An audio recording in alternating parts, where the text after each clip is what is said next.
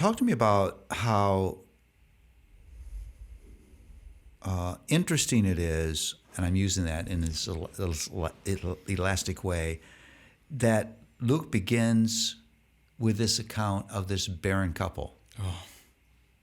I mean, it's just, the Bible is so incredible. I mean, I'm thinking about this, and I'm thinking, okay, if I'm going to tell the story of the life of Jesus, I'm going to get right to Jesus.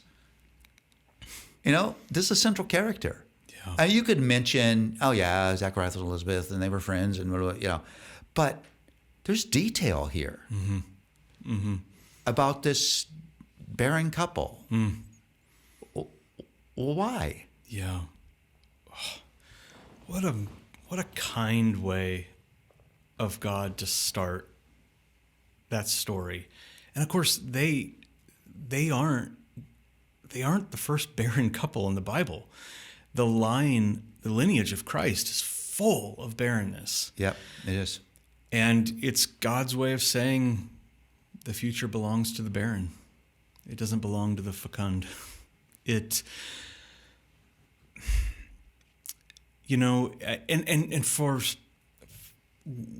We weren't facing infertility in the sense when we started miscarrying, we had live children.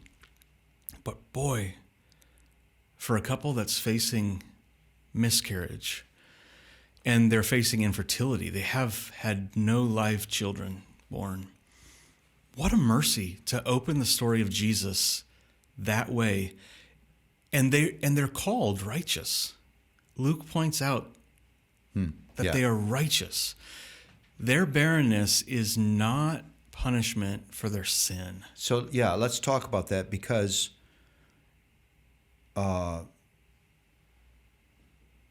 in that culture, and that's not irregular, that barrenness is disgraceful. Yeah. It's shameful. And so you would then naturally wonder, where is God? Why would God do this? Is he punishing me for my sin? So it's really significant then, you're saying, that Luke wants us to know that they were righteous in God's eyes. This is not God slapping them for something they've done. Yes. And so I want to say to couples in this situation, and specifically because this book is to men, don't go there. Yes. Don't go that this is some way that God's using to punish me for my sin. If you're God's child, that deal's been done. Yes. Jesus has carried your punishment when Jesus cried out, "It's finished," he meant it. That all of the penalty for all of my sin, of any shape, small, big, light, and huge, past, present, future, has been covered by the work of Jesus. It's just like that scene with the disciples and the blind man, where they ask, who sinned, this man or his parents, that he was born blind? And Jesus says, neither. It was for the glory of God that he was born like this. Before you go on, I want to say something else about what you point out here. It's just one word that I thought was so important. It's not just that God was assessing them as righteous. That's amazing.